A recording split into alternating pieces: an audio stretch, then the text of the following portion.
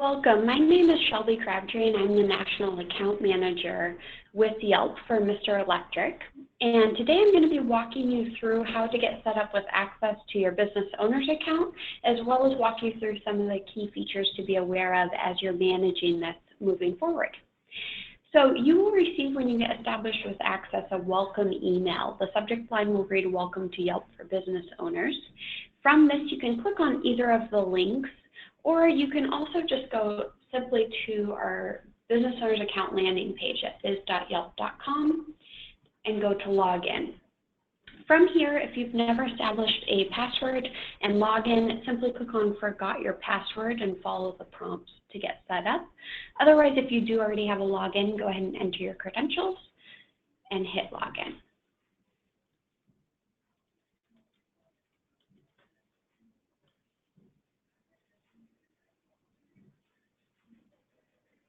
Once you've logged in, and if it's your first time ever going into the business owner's account, one of the first things you're going to want to do is just establish your settings as the business owner. So you'll go to the top banner where it says Account Settings, and if you need to change your name or any of your general information, you can do so here. But more importantly, I want you to go to Manage Your Email Preferences. And this is where you're going to establish any type of email notifications that you want to receive from Yelp. The two that are most important to be aware of, and especially one that's not on the default checked, is if you want to receive email notifications when somebody reviews your business, or an email notification when a customer messages your business. Once you make any changes to which notifications you want to receive, just make sure to hit Save Settings, and then you should be all set. To go back to your landing page, simply click on your business, and we're back to the information. So now I'm going to walk you through some of the key features that you have visibility and access to, and some information also to verify for your listing. So first, we'll actually start in the tab labeled Business Information. And from here, it's going to be important to just make sure that all of the information for your business is accurate. This is the business information that appears on the listing, so we do want to make sure we have the correct address, phone number, and website URL, as well as categories. One thing to be aware of is part of the campaign does include these features being locked so that Yelp users cannot submit updates that may be inaccurate. Therefore, if any of this information is incorrect, just be sure to reach out to your local marketing manager, let them know what the updates need to be, and we'll be able to handle those changes and fixes on the back end. Otherwise, if you scroll down, you'll be able to see the information that falls under About the Business, so the specialties, history, and Meet the Business Owner. All of these sections you can go in and directly edit, and it's always good to make sure you have strong content in these sections. Definitely recommend maintaining paragraph formatting, but also incorporate keywords that would be relevant for your business. Once you've verified that all of the information is correct, now we'll be able to go through and see the information that you have access to in terms of activity. So from the Activity tab, you're going to be able to have visibility into the number of user views that visit your listing, as well as what additional actions individuals are taking once they're landing on your listing page. So the default tab is to the user views, and you have the ability to scale this to either 30 days, the 12 months, or 24 months. You'll see that these bar graphs appear as yellow. That's a reflection of this particular location is running Yelp Ads or a cost per click campaign. If you weren't running any cost per click, these bars would appear as blue. But what they measure is it reflects how many user views, and in this case per month, that you're seeing. And you can scroll over the bars to see an exact number. Below this, you'll see an activity feed, and this shows you all of the activity that's happening across your listing in real time. If you want to see when individuals have gotten to your listing page what additional actions they are taking, then you'll want to go to the middle tab where it says Customer Leads. From here, this gives you a breakdown of what other additional actions individuals are taking. So for example, you can see the total number of clicks to the website, mobile calls, check-ins, clicks on directions. If you have the call to action feature active, clicks on that as well. So this helps you measure what interest and what individuals are doing once they find you.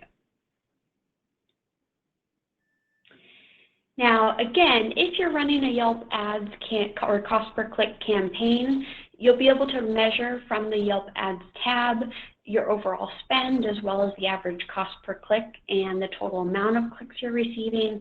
If you're not running a cost per click campaign, then this tab won't be as relevant for you. Next, we'll go to the Reviews tab. Under the Reviews tab, you have the opportunity to respond both publicly and privately to reviews.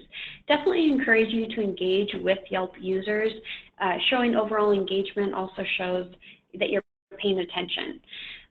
Couple things to be aware of. You have the ability to sort the order in which they appear just to help you with managing your responses and keeping track of the reviews. Also, one thing to be aware of is with responding both publicly and privately, you can only message one time and you won't be able to respond again unless the Yelp user responds to what you wrote. So make sure in your initial response that you're covering everything that you need to address or be said. The other thing to be aware of as well is if you ever encounter a review that you feel is a violation of Yelp's content guidelines, you do have the ability to flag the review to basically have an individual assess whether it does deem as a violation and warrant removal from your listing. So to report a review, simply click on the flag for that review. There's a scroll down option that you can select from and then just follow the prompts to submit. Next, we're going to go to the Photos tab. As part of your campaign, you now have a little bit more control over the photos on your listing page. What that means is you can upload an unlimited number of photos and you can rearrange the order in which the photos appear. So from here, if you ever want to add photos, simply click on Upload and then you can drag the photo files. If you ever want to rearrange the order, you'll go to the upper right-hand side and click on Sort Photos and Videos. One thing to be aware of is only the photos featured in the featured section are you able to drag and rearrange. So for example, there's also a section called Automatically Sorted. These ones you will not be able to rearrange unless you make it a featured photo by clicking on this icon.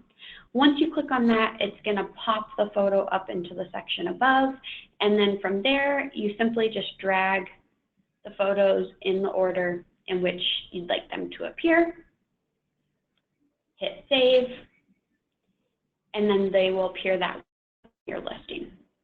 You also can delete any photos that you as the business owner have uploaded. Be aware you're not able to delete photos that Yelp users have uploaded. So if there's ever a photo that a Yelp user's uploaded that you do not want appearing towards the front of the slideshow, just go to the sort and you can move that one towards the end of the slideshow. Next, we will go to the Messaging tab. And the Messaging tab are private messages that you've received from Yelp users. So, for example, when we talked about establishing email notifications for the messages, these are the messages that those email notifications would be referring to. It's always good to make sure you're paying attention to know if you have any new messages. Oftentimes, as you'll see, some of these messages may be requesting quotes. So it is good to stay on top of and make sure that you're responding to these in a timely fashion. Lastly, if you want a quick way to be able to go and view your Yelp listing page, you'll see towards the upper right-hand side of where the business name and address appear, there's a little box. You simply click on that. It'll pull out and redirect you to the actual listing and the way it appears for Yelp users. And since that opens up a new tab, you can simply go back to the old tab and you'll be back in your business owner's account. One other thing to be aware of with the messaging and the reviews is for part of your profile, you do need to have a profile photo set up if you ever want to respond. Oftentimes, they typically look for an actual profile photo of the manager or the business owner. We do have the ability as well to use a logo. If you want to use a logo in this section, notify your local manager with Dwyer Group and send that along, and then they can have us upload and approve that on the back end on your behalf. If you do have a photo you want to utilize, simply click on Account Settings, go to the Add Photo, and you'll be able to choose the photo file and add it from there. Perfect. That covers all of the key features that I want to make sure you're aware of as you're getting started. If you do have questions that come up, definitely recommend checking out our Yelp support on the website. That has some great content that often answers a lot of questions that may come up.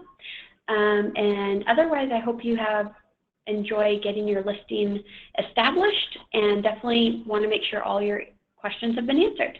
Thank you.